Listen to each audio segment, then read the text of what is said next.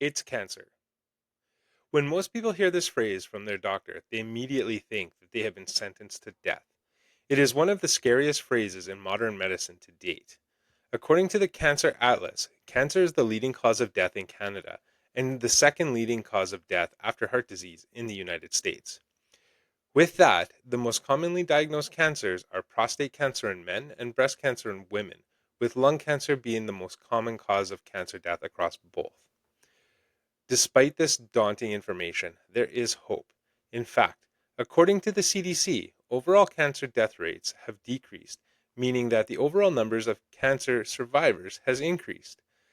Which brings us to today, where I will be speaking with Tammy Rader. She is a four-time international best-selling author and the author of My Daily Memos, your personalized cancer tracker and journal, and also the creator of Nurture Cards. And if this is not enough, she is also the founder of Beautiful, where she helps support others with their cancer journeys. I would like to encourage listeners to please check out the description and find out more about Tammy's endeavors. But with no further ado, I would like to introduce Tammy Rader. Hi, Tammy. How are you doing today? I'm doing awesome, Adam. Thank you for having me. Yeah, thank you so much for taking this time to spend with me to tell your story. And, when we first met, it was really fantastic. It was a small little pop-up market that we happened to meet at, and we had the opportunity to chat, and your story really inspired me. And so when I undertook this project, you were one of the first people I thought of and reached out to. So thank you so much for responding, and I'm really excited to have this time with you today. Well, thank you for reaching out. It's kind of neat, that little pop-up market, and you never know what's going to happen down in the future, right? So, Yeah, yeah, yeah. exactly. So, well, I'm I'm just gonna ask for you to tell us a little bit about your story. I would like to kind of just have you start off, if you can, to and take us back to the moment when you first received your diagnosis. Sorry if I look outside. It kind of helps me. You'll see my eyes wander a little bit. It just kind of helps ground me. And especially when I'm talking about my story, it kind of sometimes it can choke me up. So it's just looking that way, it kind of helps me. In January of 2021, at the time, I had long dark hair and I was brushing my hair after having a shower. And my hand brushed across the top of my breast and I felt a lump. And you don't really think that much about it at the time.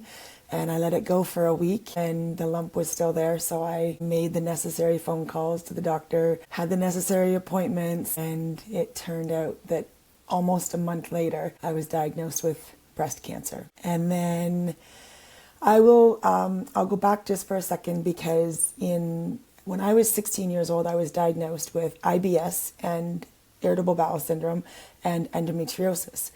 And so I'm 51 now, so it's been a long time that I've had a lot of issues with my bowels and that kind of thing. And in 2019, I was experiencing a lot of things that were happening: blood, black in the stools, a lot of pain, and that provoked me to again go to the doctor. I went at the end of 2019 and had a colonoscopy booked for 2020. But we all know what happened to the world in 2020, and that colonoscopy was rescheduled three different times. And I finally got my appointment March 29th of 2021. That was 39 days later, 39 days before that date, I was diagnosed with breast cancer. So it was um, it was a double whammy. Yeah. It was a punch in the gut. It was like you just feel like your whole entire world is crumbling and you don't know what to do. You don't know what you're going to do because when most people hear the word cancer, they assume death. Right. It's just the natural fact of that. And then when you've been hit with two diagnoses in less than a 2 month time span, like my whole entire world was shaken, Can completely imagine. turned upside down. Yeah, I would like to say I can't imagine anything more terrifying, but I think In some ways, I think I can relate at least a little bit, just through my own experience of my illness and the traumatic events that happened through there. So yeah, I can imagine that was really, really difficult. Um, and so you had this double diagnosis, and as devastating as it was, how did you find the strength to navigate these two serious diagnoses at the time? There were times when it was just, there were such dark times. And unless you've gone through it, like you yourself, no one's gone through what you've gone through, right? And no one went through what I went through. And unless you're going through it, you don't really understand what that person is going through. And in order, it was, I'm not one that asks for help. I'm sure there's like a million other people out there that, are you going to ask for help? Nope, I'm not asking for help. And at certain times, you really, really have to. For me, it was, I didn't want to die. I literally got scared of death. Like, I did not want to die. I have a son, an adult son. He's 27, and he is the light of my life. Oh, here we go. See, I try and look outside and get calm, and but it's just, he's the light of my life. And I want to see him grow up. I want to see him accomplish what his goals are. I wanted to hopefully be able to hold my grandbabies one day if that's the route that they want to go down, him and his girlfriend. And it's just, I guess the strength for me came from my family and the fact that I didn't want to die. Yeah, So I fought. Yeah. yeah, family is definitely a very strong motivator. Relating it to my story as well is, you know, when I was wheeled into ICU to find out I was going to be intubated, that was a huge driver for, one of the last things that I remember before the medications were pushed to knock me out was I have to wake up.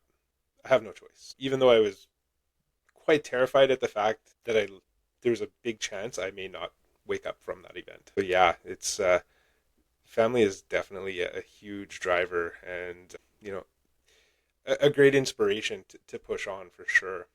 It is 100%. Yeah.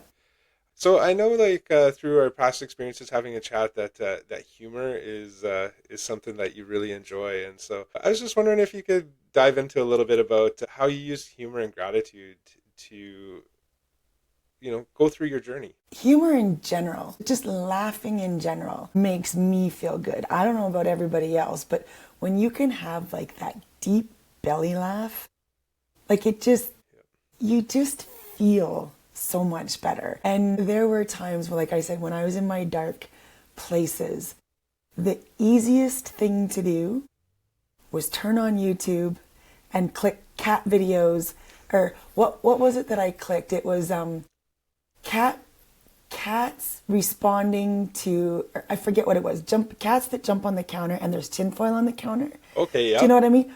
yeah, My God, they jump up on the counter and they just fly, like they just zing, all over the place. And or it's cats and cucumbers or something where people would put the cucumber behind the cat, and as soon as the cat would turn around, like they would just jump.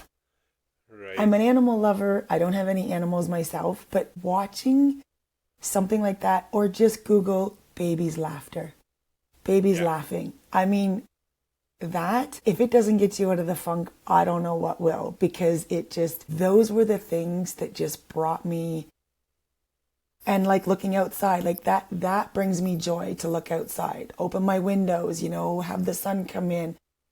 But when it was at night, a lot of the dark times were at night, and it was just going to YouTube and putting that in, or calling a friend, calling my son, calling my mom. That's a great thing, and that actually leads me into my next question, which is, what role did your support systems play during your recovery?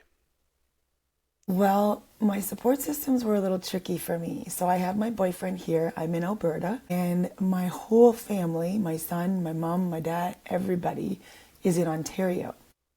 So they weren't with me physically.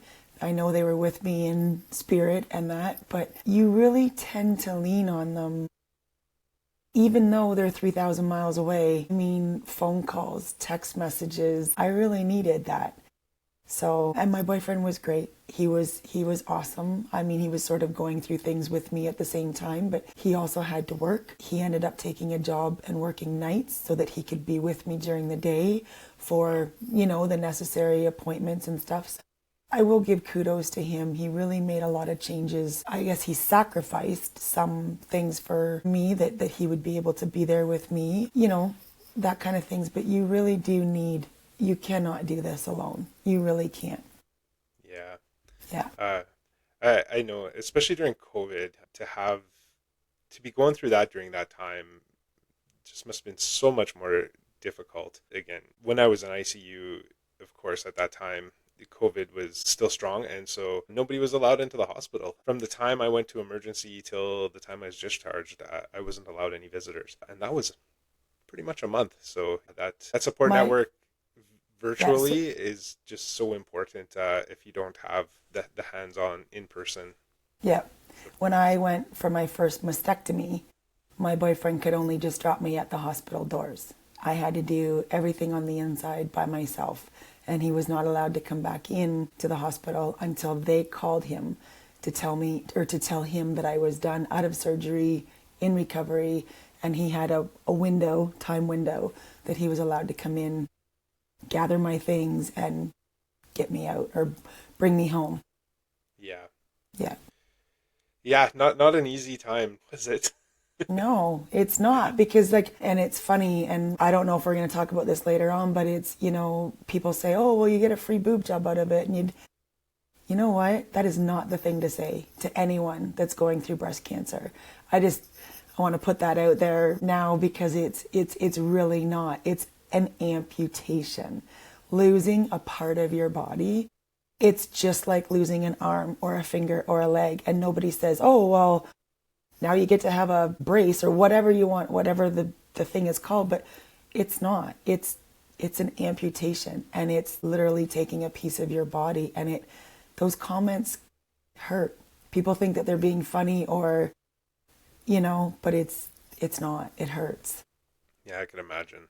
Yeah. Um, I've had the opportunity to work with many patients who have lost limbs or pieces of them due to illnesses and such when I was working. It's a significant trauma, and there's a huge grieving process involved with that trauma, whether it be in your case where you lost your breast, or a diabetic who has lost everything from like a toe to a foot to a below the knee to above the knee. Um, Right. I had one patient who lost an entire leg all the way up to the hip, and that was a significant change because there's not even the opportunity for prosthetic there. So yeah, I think that those comments don't necessarily come from a place of malice, but rather just a No. complete lack of understanding and having never, quite possibly never, have been in the situation of talking to somebody who has had to go through that kind of trauma. But this also leads me into why I've started this channel is to have this open conversation with people who have chronic illness and not necessarily to dwell on those dark times, but now it That's can give right. us an opportunity to talk on finding the successes. And so that's actually kind of where I would like to go next with asking you a few questions, because I really don't want to focus on the illness itself. And this is about finding the light in the dark times. And I guess my first question would be is, since your diagnosis and since you've gone through the surgeries and you're doing well now, what would your definition of success be, and how has it changed from prior to your diagnosis? It's a funny question that you asked that. My definition of success before the diagnosis was, hitting that top rank in a company or, getting that big promotion, getting that pay raise. That used to be what success looked like to me. And now, or since the diagnosis, it's success is getting out of bed and brushing my teeth and getting dressed for the day. Success is, getting outside and enjoying the fresh air and the sunlight. Success is, it can be so many different things now. It's not about the job promotion and it's not about hitting a rank. It's the little things that you can do for yourself, with yourself, that makes you feel better. That's my perspective of success today. That's awesome. And yeah, I can totally appreciate that outlook. Those little things really do make a big difference. And They so do. many times, I think, before somebody is diagnosed with chronic illnesses, they typically take for granted just, yeah, getting out of bed every every morning. They take for granted that first sip of coffee and Yeah. such. And even those initial or very small interpersonal interactions with interpersonal relationships with family and such, they really do change, don't they? Oh, 100%. Yeah. So were there any unexpected joys or lessons that emerged from your journey? Oh, there's actually, cancer is it's just such a dark topic at times. Yeah. And then once you've gone through it, what is so I have on my board up here is I have these quotes, and it's never let a good disaster go to waste. And it hits home with me because so many unexpected things have happened. Like, I'm a 4-time international best-selling author. That would have never happened, just by being able to share my story. I've been invited to do different photo shoots. The one photo shoot in particular, we had our pictures on an art exhibit, like we were in an art gallery. Yeah. So that was really cool, and meeting someone like you. I would have never done the market. I wouldn't have met you. And to be here, I've done several different podcasts, and just the light and all the different things that you can see as a positive, that comes with that, and take the chances. If you get the chance, take the chance, because you just never know. Yeah. I used to have a saying when I was in the military, adapt, overcome, and soldier on. During my journey, that saying has been very pivotal. I know 100%. Yeah. Yeah. Oh, that's good. And so, yeah, can you tell me a little bit about how cancer has shaped your approach to life's challenges? I have this can do attitude. So I didn't have that before. I was always sort of like a glass half full kind of girl most of the time, not all the time. But now I beat 2 cancers. Knock on wood that they're gone. But it's a can do attitude. Ask me to do something. Sure, it's not oh, well, no, I don't know if I can do that. It's no. Let's try it. Just try. You know, Quit knocking yourself down and try. Build yourself up. Those are I don't know, my changes in my attitude. Like, at first it was, why me? Why did this happen to me? Like, why? And then it was, well, why not? Obviously, I was put in this position for a reason. So what's the reason? Why not me? Right? That was actually one of the chapters that I wrote on. And I was a contributing author. I didn't write 4 books, but I was a contributing author in 4 different books. And that was one of the chapters. It was, why not me? You know? Yeah. I guess I'm kind of curious too. When you go to take on these challenges, one thing that I've found both with myself and in talking to other people who are dealing with chronic illness is just the level of anxiety when with the like taking on something new that they haven't done before. And I guess I'm just kind of curious to see what or to hear a little bit of your insight. I'm going to take a stab in the dark and say that you've probably felt something similar many times. And is there any strategies that maybe you use to deal with that anxiety? There is. I actually have I have a lot of tools in my toolbox. I'll say Tam's toolbox. And a lot of different things with, I guess if I'm giving advice to someone else that's going through this, is you can still live. It doesn't matter if it's MS, if it's diabetes, if it's cancer, if it's a chronic illness like what you've gone through, you can still live. Get some of the tools that I used was a worry box. Maybe we can talk about that later, or I can talk about it now, but it's, and picking up a new habit, finding different ways that bring joy to yourself and not worrying about what others are doing. That was the big thing for me. Well, what's somebody going to think of me because now I have one breast? Or what's somebody going to think of me now that I have no breast? Like, do you know what I mean? Don't worry about anything else. Worry about yourself and take care of yourself is the biggest thing that, or the biggest advice, I guess, that I would give to someone. Yeah, no, that makes sense. I myself, I kind of like to joke about being a camouflage cripple because, of course, to look at me and probably to see me even on video, you would have absolutely no idea what I've gone through and the issues with my lungs and such. And yeah, so I think having those things in your toolbox, and then more importantly, not worrying what other people think is so important because at the end of the day, oftentimes their opinion in that regard does not matter. Several different people have said it, and I've seen different quotes that it's this: are those opinions paying your bills? They're not. So don't worry about what others are thinking or what you think that they're thinking, because half the time what you're thinking, they're not thinking it. Yeah, So yeah, yeah. yeah.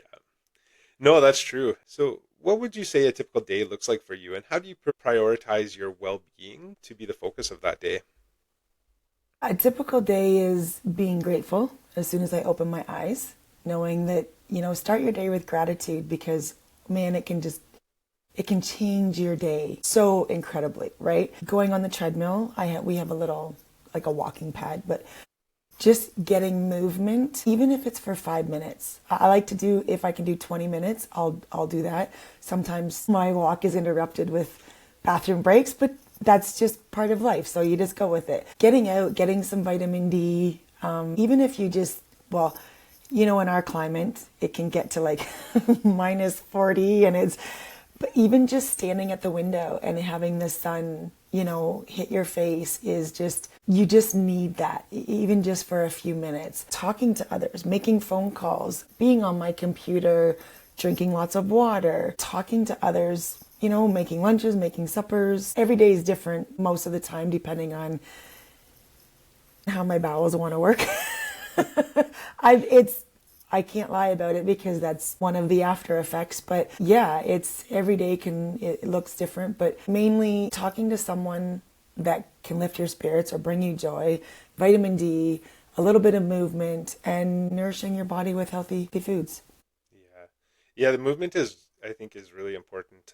After my first year of being home, after being discharged, I ended up getting a dog, and she has been probably one of the best therapies that I think I've had during the course of my illness to this point. And the one thing I really love about her is that no matter how bad of a day you have, she is just happy to be with you. And so she's over 100 pounds, and she likes to jump into the bed, and she makes herself well known.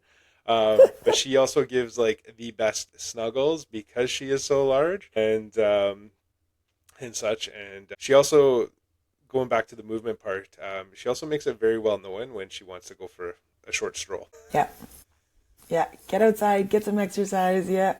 Yeah.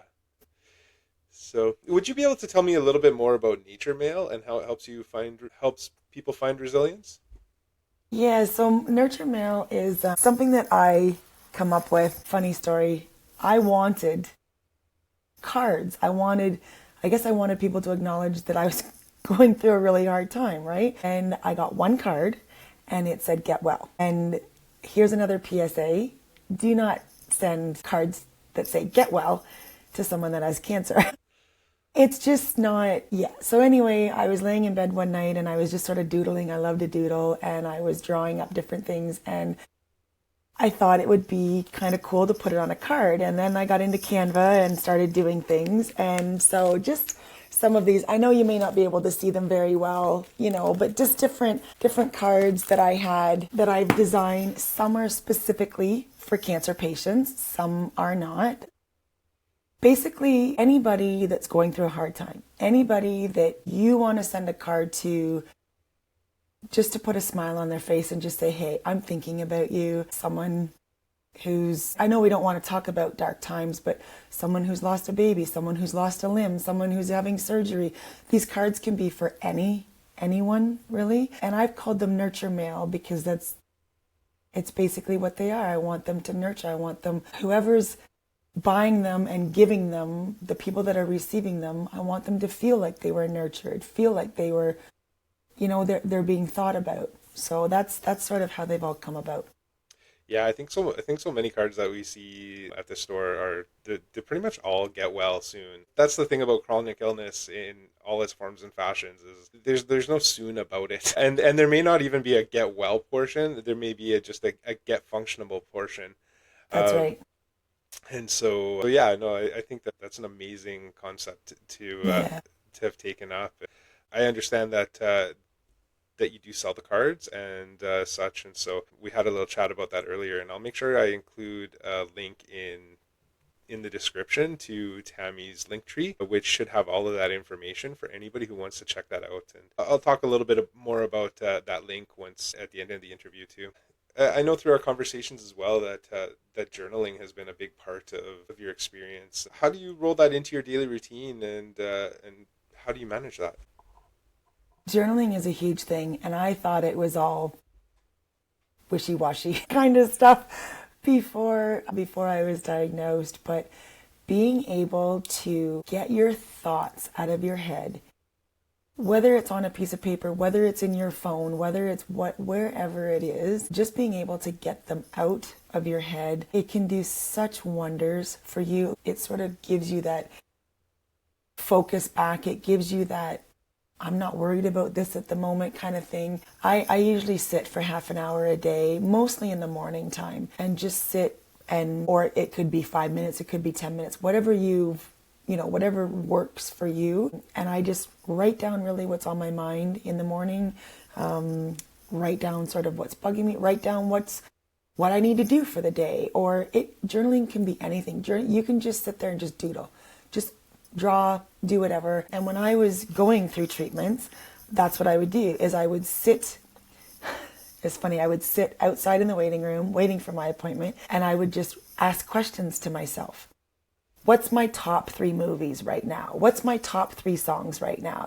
Just different things. That can be journaling. And then when I would be doing my chemo, I would sit and write more things. And I ended up turning it into an actual journal. So again, you may not be able to see this, but it's an actual journal that has, a whole bunch of different things, and it looks like this on the front of it. And yeah, so I've turned that into a journal as well of all my thoughts that I was thinking in the whole year of my treatments and that. And it's helped me. I thought it was kerfluffle stuff before. I thought it was just, like, what are all these people talking about? It can do such wonders for you. Same as meditation, all these different things. Well, that's awesome that you were able to turn those moments. But the way you were describing them, I found really interesting. I recently did another interview, and that person described finding those little moments as finding her sparkles. And so it sounds like Yes. not only did you find a wealth of sparkles throughout your days, but then you were also able to turn it into something bigger, and that's really exciting. And it's I know from my own experience taking on a new hobby since getting sick, just having that feeling of accomplishment when you Yes. put together something more tangible and something that you can feel at the end of it is just a significantly amazing feeling. It is 100%. Yeah. And that can go back to the success part of it, that what you've gone through and you've turned it into something successful. Definitely. Yeah. So I'm curious, is there one tool or habit that has been a real game changer for you out of all of your toolbox? Do you have that like one favorite hammer, so to speak? I do actually, and it's called the worry box. So when I was going through counseling, they gave me a sort of metaphorically speaking, or to picture something in your mind. Well, I'm a I need to see, I need to feel, I need to smell, I need to take, that kind Right. of thing. And so I took what they gave me, or visually, I guess you could say, and I turned it into something physical. And it's an actual little box that I got. I should have had it here, but it's a little box that I just bought at the dollar store. I decorated it really pretty, and then So when during the day there's all these things that happen, you know yourself. It's like you're worried about this. I have a scan coming up. I'm worried about that. I'm worried about the results. I'm worried about my mom. All these different things. And so what I'll do is during the day is I'll take little pieces of paper and I literally write down what that worry is, and then I throw it into this box. For me, that's a sort of setting it on the shelf. I'm getting it out of my head. I'm setting it on the shelf, and I know that I'm going to come back to it and deal with it later. And so the next morning, whether there's 2, 10, 20 things, 20 pieces of paper in this box, I set my alarm. And now I'm down to about 10 minutes or so. At first, it was like an hour. But now I'm down to about 10 minutes. And what I'll do is I'll set my alarm and then I take each one of these pieces of paper out and I worry about it. I just let my brain go, oh my God, what if this, what if this, what if that, what if that? And then I set it aside. And then I get through all the pieces of paper and then I rip them all up into little tiny, actually I started burning them and I have a can, you do it safely, I have a can. And then once that worry is done and gone and it's burnt or it's ripped up into little pieces and in the garbage, it's like I'm setting my mind free. Like my whole body just, like my shoulders aren't up in my ears, you know what that's like, when you're just full of so much anxiety and full of stress that it's just, and yeah, so every morning that's what I do. During the day, I just fill up the box, and then the next morning, I should have said that in my routine. Oh, I sort of did, but yeah, and so I have my little worry box, and that's what I do, and I just think that would be the main thing. I think it's really important to find a way, whether physically, like you're doing, or metaphorically, like you mentioned the therapist that said. In my own experience, I definitely do the more the theoretical, put it in a box, and think about it some other time. But yeah, it's very easy to be overwhelmed with just the amount of worry that comes, and of course, so much of that worry comes from just a lack of knowledge and experience. Um, and unfortunately, you don't get that experience until you've lived it. And I really do hope that maybe people will be able to see this and be able to take some of our experiences and apply it to themselves to make their journey just a little bit easier to manage. I agree. Yeah, and so I think a big part of that too is joy, and just the importance that little joys have in everyday life after being diagnosed. And so I'm curious to know what are some of the ways that you incorporate those joys. Staying present is one of the biggest things. Trying not to worry about what happened. I had 2 cancers. And then you go down that rabbit hole of why, how, all that. It's done, it's over. And then don't worry in the future. Well, what if it comes back? What if this? Those go into the worry box, right? But it's just staying here, staying present, enjoying the sunshine for 5 minutes, or staying in the present, talking to your family, talking to your friends, sitting with yourself and giving yourself grace. That's another thing that, that's what helps me. No, that's awesome. I think a lot of those little joys kind of tail on like simple pleasures as well. And so I found that once after getting sick, there's quite a few simple pleasures that I really enjoyed prior to that I had to give up and such. And I'm sure likely the same thing has happened to you. So I'm just kind of curious about now. What are those simple pleasures that you have now? And if you want to talk about them and give us some insight, and then just do you go out looking for them? Do you let them just happen organically? There's a lot of simple pleasures, especially being able to laugh, being able to smile, or putting a smile on somebody else's face. That gives me pleasure, right? I think when I spoke about meditation, I think my meditation is walking. Just not getting my heart rate up, not running, just a simple walk where my mind is sort of free. I'm not thinking about anyone, about anything, about any diseases, and I just walk and have the sunshine on my face. Gratitude, being grateful for the smallest, tiniest little thing that, being grateful for warm running water when you have a shower, being grateful that you have toothpaste to brush your teeth with, being grateful. I love I don't know if you can see it, my flip-flops up here. I love ladybugs and flip-flops and unicorns. I what I've grown up with. And just being able to see that every day, getting a hug from my boyfriend, just the simplest little things. It doesn't have to be like these gigantic things. It's literally just staying present and being grateful for everything that you have from the diagnosis on or from a hard time on is, yeah, it will really bring a lot of positivity and joy to your life.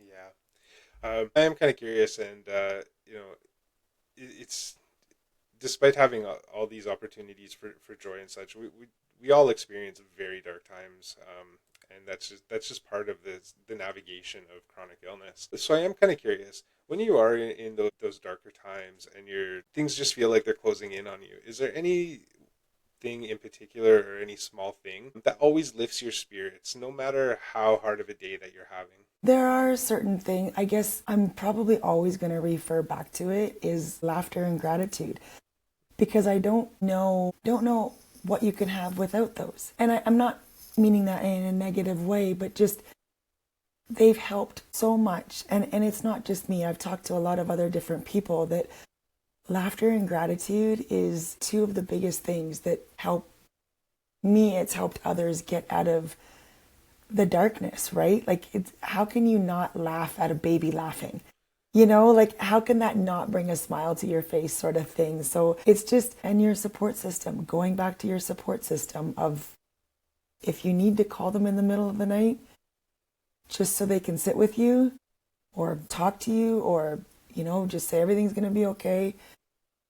Sometimes that's what you need. Actually, that comment of laughter actually just gave me an interesting little thought, of back when I was younger, and I can't remember what movie it comes from, but I remember a movie where it talked about laughing at the monster and it helps take away some of its power. So just kind of what you were describing in regards to, especially cancer, like everybody assumes it's a death sentence the Mm-hmm. moment they hear Mm-hmm. that word, and so I think it's yeah, people definitely look at it as a monster, and so if the movies are correct and the laughter takes away a little bit of the monster's power, I could see it definitely being a very important coping mechanism Yeah. for dealing with that.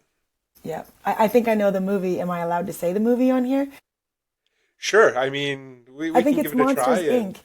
sorry. I think it's Monsters Inc. Remember the laughter and the doors, and they wanted to Yeah, keep the maybe. monsters out.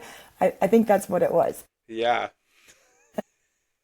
So I'm just kind of curious too. How would you encourage others to embrace gratitude and humor in their own lives? Sometimes I'm not always Little Miss Sunshine, I can tell you that. Although I try to be. It's literally just finding those little tiny moments of joy. Sorry, it just brings to mind sometimes walking without tripping. I can trip up the stairs like it's nobody's business, and I laugh at myself, and it's like, hey, I just went up the stairs today and I didn't trip, like or I didn't spill. I am notorious for spilling things. I don't know what it is, but my counters are always full of juice or water or the food. I don't know what it is. And it's like, I'll look at the counter after I've made a plate of food and it's like, I didn't spill anything. Bonus for me. Like, way to go, like Right. just giving yourself those little pats on the back at times when you really do need them. I don't think I'll ever stop saying it's just laughter and gratitude or a smile. Being able to just smile. If you stand there, I think I have a friend, Patty, and she's an amazing person. And she told me once that she says, stand in the mirror and in the morning, and then you say, I'm HAPPY, and it's like, how can you not laugh at that or not Right. smile at yourself, right? Yeah. And so yeah, so just going back, I think of her in the morning sometimes when I do that and when I really need to do it, and it just, yeah, smile, laughter, gratitude, those are the three main things that's going to get you so far. That's fantastic. Yeah. And so when you're having when you're having the victories in your life, what are some of your favorite ways to celebrate those, for both big and small victories? My gosh, what's weird is I like to walk. I honestly like to walk, and it just sometimes it can be a walk, sometimes it can just be sitting with a nice cup of tea, watching one of my favorite shows, or turning on Netflix. It can be, snuggling with my boyfriend. It can be getting a cupcake, going to the store and getting a cupcake. I try, I do the 80-20 rule of it's not a diet, it's a lifestyle of eating, 80% of the time whole foods and 20% of the times where I could go and get that cookie or go and get that cupcake, and it just makes me feel better. But yeah, rewarding myself like that, just taking the time for me.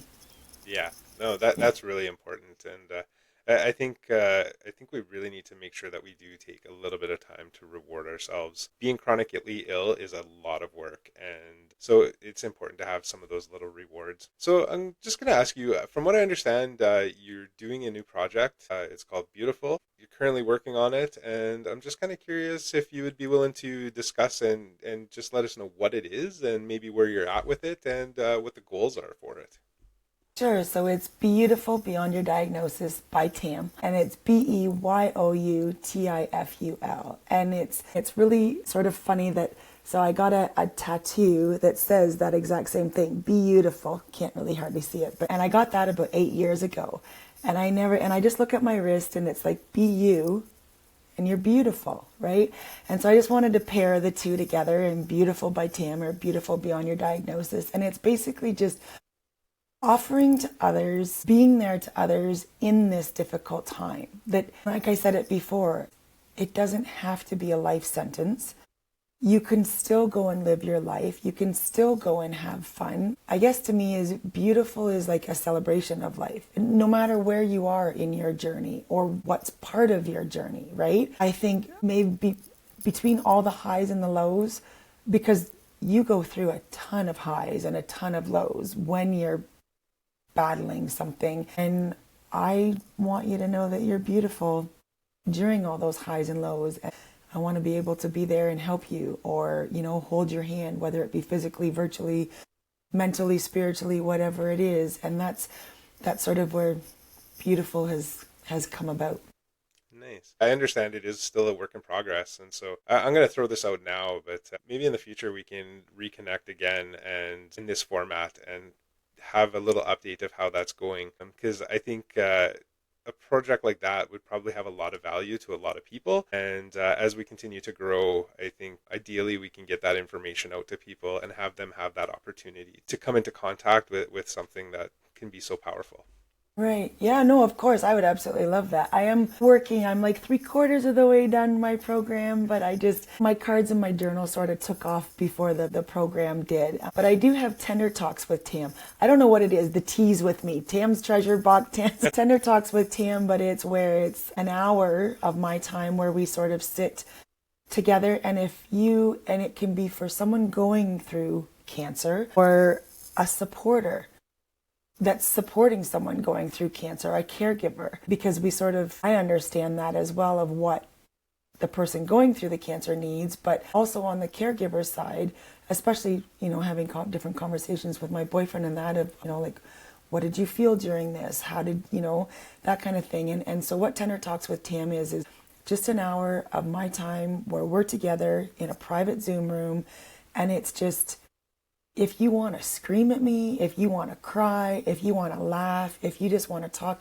if you just want to sit in silence and I'm holding that space for you, if that's what you need, I want to be there to help you during that time, right? And talk, if you want to talk about different coping mechanisms, that's great. If you don't, I just want you to know that I'm here for you. I get it, because in the cancer community, and maybe it's the same in, having a chronic illness that you have, that it's when you talk to somebody else who's had cancer, we get it.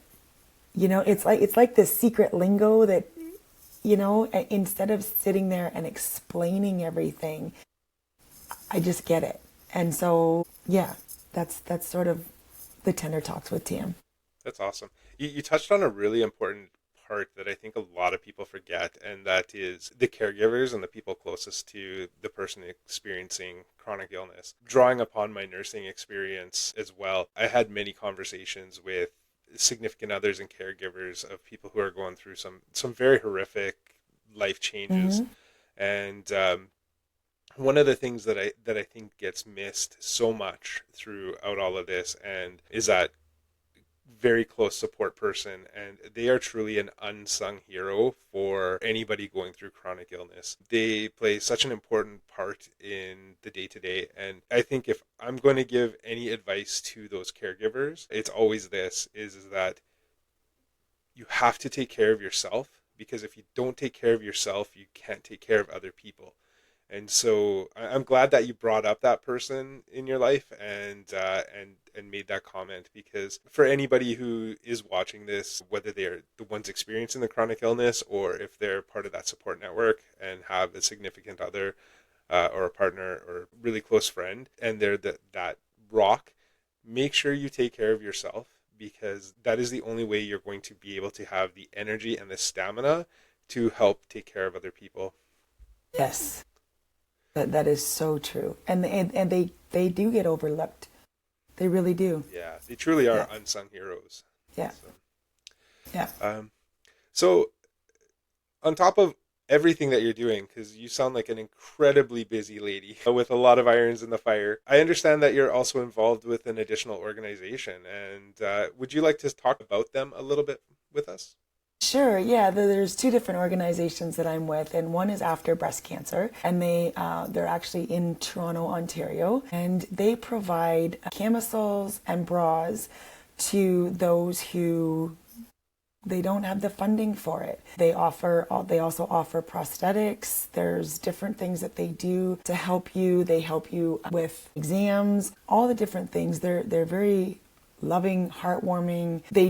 Are based out of Toronto, Ontario, but their kits go Canada wide. So reach out to them. It's afterbreastcancer.ca, and great people to work with. And then there's also, if I may, there's also Hue and Grace. So I've just partnered with them, and they are a hormone supportive, toxin-free, chemical-free company based out of California, and they are very transparent with all of their ingredients that go into their products. And it's funny that I was just speaking with someone the other day, and I said, perfumes can have up to or over 300 different chemicals and toxins in them.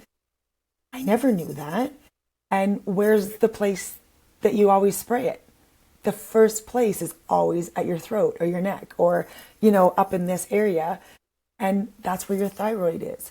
And the thyroid is one of the biggest keys to your hormone that keeps things, and when that is out of function, when your hormones are all messed up, the rest of you is messed up. I don't know how other way to say it. It's just, and you coming from the nursing background, I'm sure that you can maybe put medical terms on this, but it's so true. And partnering with this company and being able to get hormone support, like these are pregnancy safe and baby safe products. There's not a lot of products on the market that can support that claim, right? And it's Right. just, for me, going through what I've been through and learning a lot of the things that I never knew before, it's just, this makes me happy to be able to partner with a company that I guess that it puts that at the forefront of, infertility, autism, ADHD, all these different things.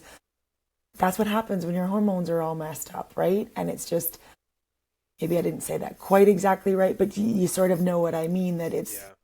and that's, yeah.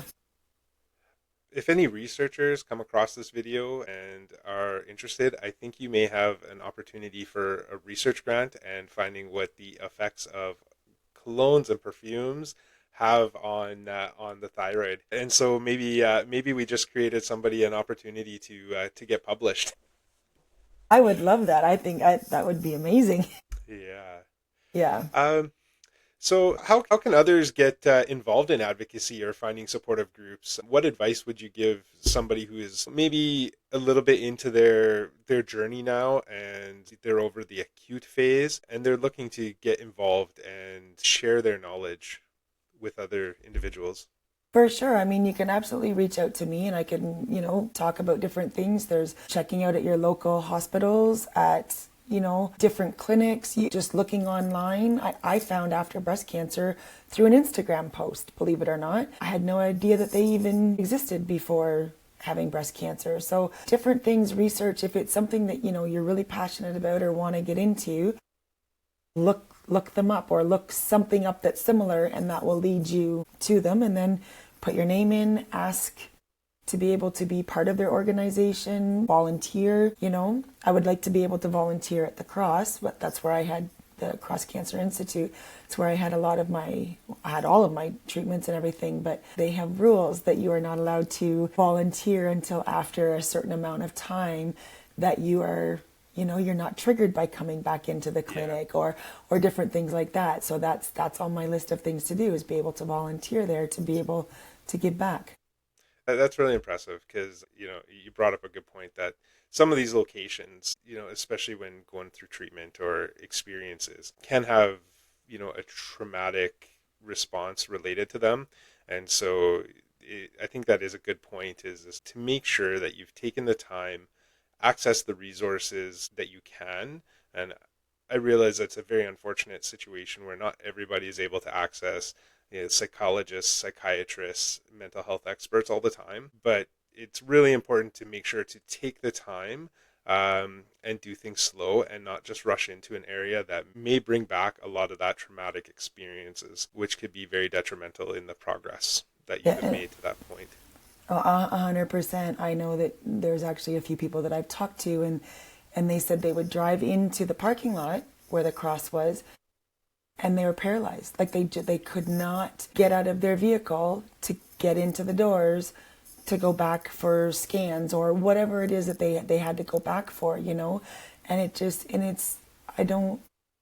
I know I've had some issues walking down the hallways afterwards again, 2 years later, and it's this feeling of, my God, what's going to happen now? What's this test result going to say? And it can become paralyzing. So again, have grace with yourself. Give yourself grace that you're not the only one going through this. You are not alone. Whatever it is, diabetes, chronic health, and cancer, whatever it is, you're not alone in this. Yeah. And so, like I said, my understanding is you're a very busy lady. And so, how do you also balance everything that you're doing with your advocacy work and your self care and personal time? I think it's knowing when you can't do one or the other. It's knowing when your body says, like, I've sort of become really more in tune with my body and knowing that, okay, it needs a rest. Like, we're not on the computer today.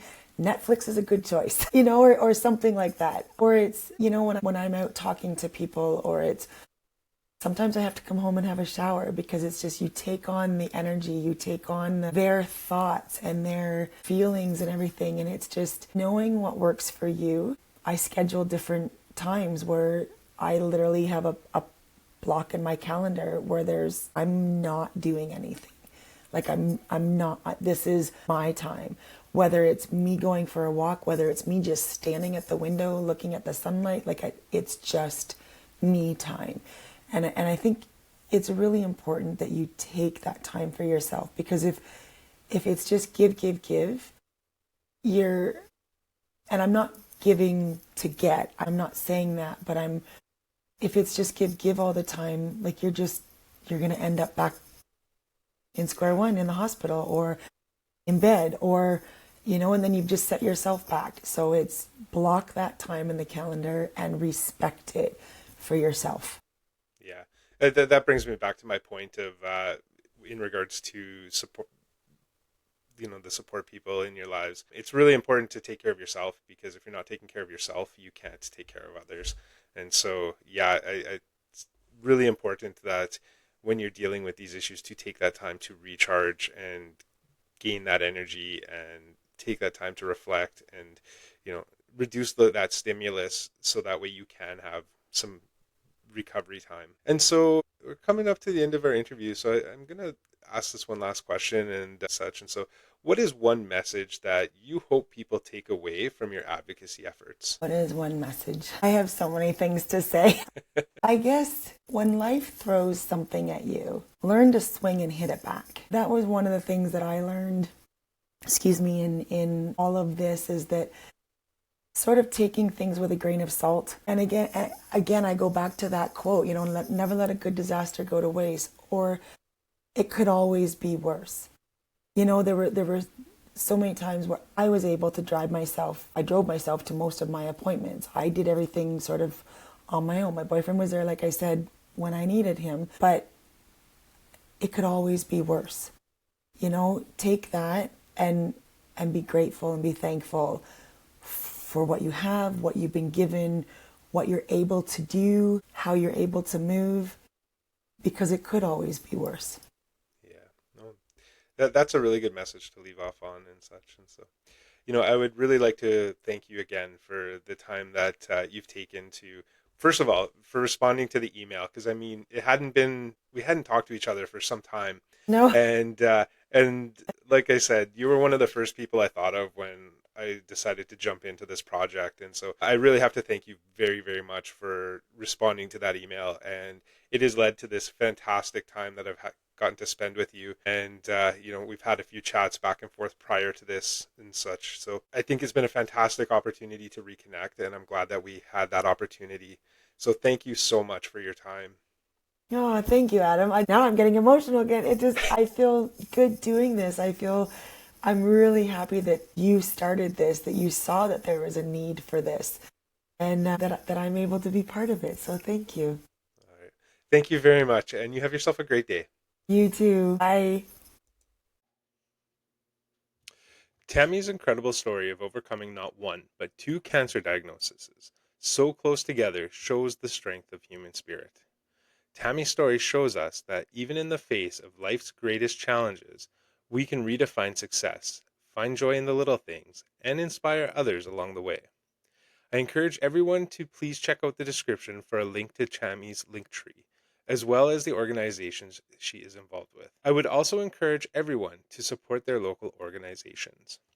In the next episode, I will be interviewing a gentleman from Mexico who is learning to redefine what success means to him after suffering life changing complications from his chronic illness.